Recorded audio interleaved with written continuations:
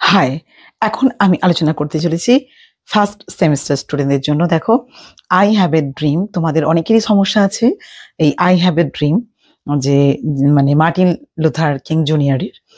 তো এটি প্রথমেই বলি, এটা একটা স্পিচ, এটা একটা বক্তৃতা, ঠিক আছে, যেটা মার্টিন লুথার মানে কিং জুনিয়র দিয়েছিলেন তো প্রত্যেকটা আমেরিকাবাসীর জন্য।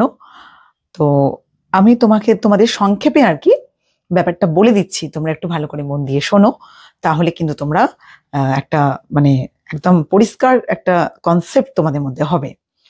দেখো, তো এই মার্টিন লুথার কিং, তিনি একদম সর্বপ্রথম মানে আব্রাহাম লিঙ্কনকে স্মরণ করেছেন, করে তিনি বলেছেন যে আব্রাহাম লিঙ্কন, অর্থাৎ যিনি মানে আমেরিকার রাষ্ট্রপতি ছিলেন আর কি, তো আব্রাহাম লিঙ্কন 100 বছর আগে স্বাধীনতার ঘোষণাপত্রে তিনি সাইন করেছিলেন, এবং সেই ঘোষণাপত্রে মানে বলা হয়েছিল নিগ্রোরা সমান অধিকার পাবে এবং তারা কোনো বৈষম্যের শিকার হবে না। কারা? নিগ্রোরা সবাই সমান অধিকার পাবে, তারা কোনো বৈষম্যের শিকার হবে না, অর্থাৎ সেখানে কৃষ্ণাঙ্গ শ্বেতাঙ্গ বলে কোনো পার্থক্য থাকবে না, অর্থাৎ শ্বেতাঙ্গরা যা সুবিধা পাবে কৃষ্ণাঙ্গরা তাই সুবিধাই পাবে। তো এখানে কিন্তু 100 বছর পরে নিগ্রোরা বৈষম্যের শিকার হচ্ছে, হওয়ার তো কথা ছিল না কিন্তু হচ্ছে। সম্পদশালী এই জাতি অর্থাৎ এই আমেরিকা মধ্যে বসবাস করেও তারা অর্থনৈতিকভাবে তারা বৈষম্যের শিকার হচ্ছে। তো শ্বেতাঙ্গ মানুষেরা, সাদা চামড়ার মানুষেরা কোনোভাবেই তাদের স্বাধীনতা দিচ্ছিল না, নিজেদের দেশেই তারা অবাঞ্ছিত হিসেবে বসবাস করছিল। কারা? নিগ্রোরা। যদিও স্বাধীনতার ঘোষণাপত্র অনুযায়ী বলা হয়েছে নিগ্রোদের সমান অধিকার, ন্যায্য বিচার, স্বাধীনতা দেয়া হবে, কিন্তু সেটা ঘটেনি, মানে বাস্তবে কিন্তু সেটা ঘটেনি। তো এই আমেরিকার সমাজে চাকরির ক্ষেত্রে বা সমাজে নিগ্রোদের ঘৃণা করাই হচ্ছে। তো এই যে সম্মেলন, এই যে সমাবেশ, এই যে বক্তৃতা মার্টিন লুথার কিং সেখানে বলেছেন, আমরা আজ এখানে আমাদের অধিকার আদায় করতে এসেছি, তাহলে কাদের প্রতিনিধি হয়ে মার্টিন লুথার কথা বলছেন?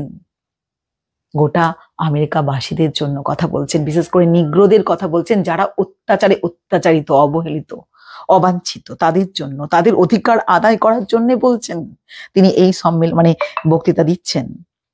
তো আমেরিকার সরকার তাদেরকে ব্যাট চেক অর্থাৎ নামে মাত্র স্বাধীনতা দিয়েছে, কিন্তু আমেরিকার সরকার তো দেউলিয়া হয়ে যায়নি, তাদের ক্ষমতা হারায়নি। তাই নিগ্রোদের যদি স্বাধীনতা নিশ্চিত করা না হয়, তাহলে এটা কি হবে? একটা জাতির তো অমঙ্গল হবে। তো মার্টিন লুথার কিং জুনিয়র অর্থাৎ বলেন যে নিগ্রোরা যেন, হ্যাঁ, তার একটা বার্তা কিন্তু এখানে রয়েছে যে নিগ্রোদের তো, হ্যাঁ, তাদের তো অভাব অভিযোগ তো বিশাল, কিন্তু তবুও তিনি বলছেন যেন সশস্ত্র আন্দোলনে তোমরা নেমো না, অর্থাৎ তোমরা রক্তক্ষয়ী সংগ্রাম তোমরা করো না, তোমরা শান্তিপূর্ণ পথে আন্দোলন করো, অর্থাৎ শ্বেতাঙ্গ সাদা চামড়ার মানুষদের সাথে কোনোরকমভাবে সংঘর্ষ তোমরা করো না, কারণ তারা যে আন্দোলন করছে তাতে তো অনেক সাদা চামড়ার মানুষরা তো রয়েছে পাশে, একদম সবাই তো তাদের বিরোধী নয়, তো তাদেরকে সমর্থন করছে, তারাও চায় যাতে নিগ্রোরা সমান স্বাধীনতা পায়। তো মার্টিন লুথার কিং এর মতে নিগ্রো ও সাদা চামড়ার মানুষদের ভাগ্য তো একটা সুতোতেই গাঁথা, সেই জন্য একজন ছাড়া অন্যজন তো চলতে পারে না। এরপর তাকে প্রশ্ন করা হয় কখন তাদের এই আন্দোলনটা থামবে। উত্তরে তিনি কি বলেন না, যতক্ষণ না পর্যন্ত পুলিশ তাদের উপর অত্যাচার না থামাবে, যতক্ষণ না পর্যন্ত তাদেরকে সমান অধিকার দেবে, যতক্ষণ না পর্যন্ত শহরে হোটেলে তাদের অধিকার দেওয়া হবে, ততক্ষণ পর্যন্ত কিন্তু এই আন্দোলন চলবে, শান্তিপূর্ণ পথে চলবে। তবে তাই দিতে হবে ভোটদানের অধিকার, ন্যায় বিচারের অধিকার, সমান অধিকার দিতে হবে। কাদের দিতে হবে? নিগ্রোদের দিতে হবে। এরপর মার্টিন লুথার কিং মনে করেন তাদের এই অবস্থার একদিন তো পরিবর্তন ঘটবে, তিনি আশাবাদী, তিনি তো স্বপ্ন দেখছেন, আই হ্যাভ এ ড্রিম। এরপর তিনি তার আশেপাশে সমস্ত মানুষদের কর্মক্ষেত্রে যেতে বলেন, তাদের অবস্থার পরিবর্তন করার জন্য কাজ করতে বলেন। মুখে বলে বসে থেকে তো স্বাধীনতা আসবে না, তাই না? কাজ করতে বলেন। আর এটাও বলেন তারা যেন কোনো রক্তারক্তি না করে। যদি তাদের মধ্যে অনেক হতাশা রয়েছে, তবুও তিনি স্বপ্ন দেখেন যে যা কিনা আমেরিকার স্বপ্নের সাথে জড়িত, অর্থাৎ মার্টিন লুথারের স্বপ্ন দেখেন। তার স্বপ্ন হচ্ছে আমেরিকা এমন একটা জাতি হয়ে উঠবে যেখানে সবাই সমান অধিকার পাবে। তিনি স্বপ্ন দেখেন কৃষকের ছেলে বলো, শ্রমিকের ছেলে বলো বা মনিবের ছেলে বলো, সবাই কিন্তু এক টেবিলে বসবে আর তারা একে অপরের ভ্রাতৃত্বের বন্ধনে আবদ্ধ হবে। এরপর তিনি বলেন, একটা উদাহরণ দেন, যদি তার 4 ছেলে মেয়ের গায়ের রং, 4 ছেলে মেয়ে ধরো রয়েছে, তো গায়ের রং দেখে তাদের বিচার করা হবে না। কোনো মা কি তার 4 ছেলে মেয়ের গায়ের রং দেখে কি বিচার করে না তো, তাই না? তো তাদের বিচার করা হবে তাদের গুণ দ্বারা, তাদের চারিত্রিক বৈশিষ্ট্য দেখে। এরপর তিনি স্বপ্ন দেখেন কৃষ্ণাঙ্গ হোক শ্বেতাঙ্গ হোক, কৃষ্ণাঙ্গ শ্বেতাঙ্গ ছেলেমেয়েরা একসাথে হাঁটতে পারবে, চলাফেরা করতে পারবে। আর স্বপ্ন দেখেন যে সবাই যত ন্যায় বিচার, সাম্য, স্বাধীনতা পাবে। তিনি তার স্বপ্ন পূরণে শান্তিপূর্ণ আন্দোলন করে যাবেন। মার্টিন লুথার কিং এর মতে আমেরিকা তখন, অর্থাৎ যখন এইসব সবার সমান অধিকার পাবে, সবাই সাম্য স্বাধীনতা পাবে, তখন আমেরিকা একটা গ্রেট নেশনে পরিণত হবে, যখন তার প্রতিটি দলের মানুষ স্বাধীনভাবে বসবাস করতে পারবে। আর তখন আমেরিকা একটা গ্রেট নেশন হবে যখন এর আলাদা বর্ণের বা ধর্মের গোষ্ঠীর মানুষ একসাথে থাকতে শুরু করবে, একসাথে স্বাধীনতার গান গাইবে। তো এটাই হচ্ছে মার্টিন লুথারের স্বপ্ন, যে স্বপ্নটা 100 বছর আগে আব্রাহাম লিঙ্কন দেখেছিলেন নয়, তিনি এই পত্রে সাইনও করেছিলেন।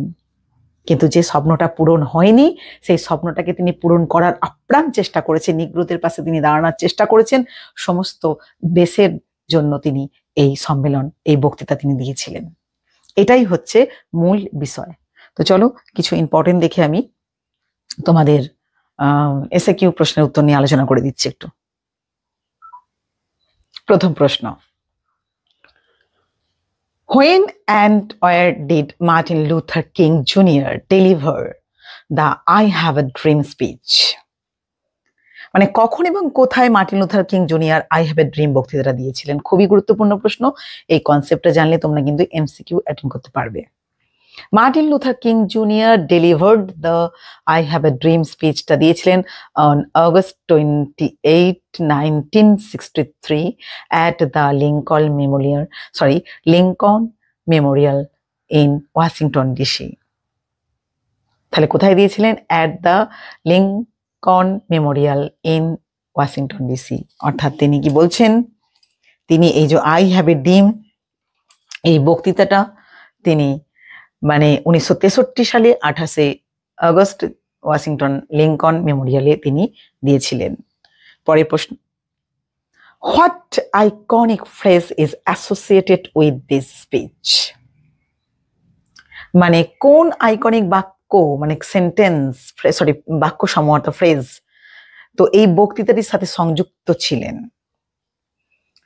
The iconic phrase associated with this speech is I have a dream. আমার একটা স্বপ্ন আছে। দেখো next, what historical event was the backdrop for this speech? অর্থাৎ কি ঐতিহাসিক ঘটনা ছিল এই বক্তৃতাটার পেছনে? না, the March of Washington for Jobs and Freedom served as the backdrop for this speech। অর্থাৎ ওয়াশিংটনে মার্চ মাস যখন চাকরি ও স্বাধীনতা নিয়ে আলোচনা করা হচ্ছিল, সেই বিষয়টা। পরের প্রশ্ন, why is the I have a dream speech considered significant in American history? কেন আই হ্যাভ এ ড্রিম এই বক্তৃতাটি আমেরিকার ইতিহাসে গুরুত্বপূর্ণ বলে মনে করা হয়? It is considered significant for its role in the civil rights movement and its impact in raising awareness about racial inequality and inspiring change. অর্থাৎ কি এই বক্তৃতাটি গুরুত্বপূর্ণ বলে মনে করা হয় কারণ এটি নাগরিক অধিকারের জন্য করা লড়াই এবং বর্ণ বৈষম্য বিরুদ্ধে লড়াই একটা আলোড়ন ফেলেছিল। তো আমরা গল্পটা মানে পুরোটা স্পিচটা সম্বন্ধে পড়ে তো দেখতে পেলাম যে সেখানে কোন রকম বর্ণ বৈষম্য থাকবে না, নাগরিকরা অধিকার পাবে, তো সেটাই এখানে বলা হয়েছে। নেক্সট প্রশ্ন দেখো, what impact did Martin Luther king juniors I have a dream speech have on the United states and the world? Martin Luther king এর আই হ্যাভ আ ড্রিম এই বক্তৃতাটি আমেরিকা এবং গোটা পৃথিবীতে কি প্রভাব ফেলেছিল? উত্তরটা দেখো, The speech had a profound impact, মানে গভীর প্রভাব ফেলেছিল, helping to advance civil rights legislation and inspiring similar movements for equality around the world. অর্থাৎ এটি নাগরিক অধিকার আইনটাকে আরো এগিয়ে নিয়ে যাওয়াতে সাহায্য করেছিল এবং গোটা বিশ্ব পৃথিবীতে সমানতার জন্য একটা যে অনুকরণ বিষয়টাকে সেই বিষয়ে আন্দোলনে মানে উৎসাহ দিয়েছিল। ঠিক আছে, সবাই যেন একটা সমান অধিকার পায় সেই আন্দোলনকে আর কি, সেই আন্দোলনে সবাইকে উৎসাহিত করেছিল, সবাই যাতে সমান অধিকারে মানে পায়। ঠিক আছে, এরপরে দেখো আমি কিছু মানে ইম্পর্টেন্ট দেখে কিছু আলোচনা করে দিচ্ছি। দেখো, আই হ্যাভ এ ড্রিম, এটা অথরকে Martin Luther King Junior. Date of speech and publish date same, August 28, 1963, and audience হচ্ছে কত 2,60,000। সেটিং মানে এটা সংগঠিত হয়েছিল কোথায় অ্যাকচুয়ালি না, Lincoln Memorial in Washington DC. Themes কি ছিল না, ফ্রিডম, ইকুয়ালিটি অ্যান্ড জাস্টিস, অর্থাৎ স্বাধীনতা, সমতা আর ন্যায্যতা। পারপাসটাও ছিল একই, ফ্রিডম, ইকুয়ালিটি অ্যান্ড জাস্টিস। তো মার্টিন লুথার তিনি এই বক্তৃতাটা দিয়েছিলেন, তার লক্ষ্য কি ছিল? স্বাধীনতা, সমতা, সবাই সমান অধিকার পাবে, এবং জাস্টিস, ন্যায্য পাবে, মানে ন্যায্য আর কি অধিকার সবাই পাবে। ঠিক আছে, তো আশা করি তোমরা মানে আই হ্যাভ এ ড্রিম থেকে যে তোমাদের যে সমস্যাটা হচ্ছিল সেই সমস্যাটা থাকবে না যদি ভিডিওটা ভালো করে শোনো, তাহলে আর কোনো অসুবিধা হবে না। তো যদি ভিডিওটা ভালো লাগে তোমরা please please please please like করো, কমেন্ট করো, শেয়ার করো, সাবস্ক্রাইব করো। ঠিক আছে, তো সবাই ভীষণ ভালো থেকো। আজকে মতন টাটা, বাই।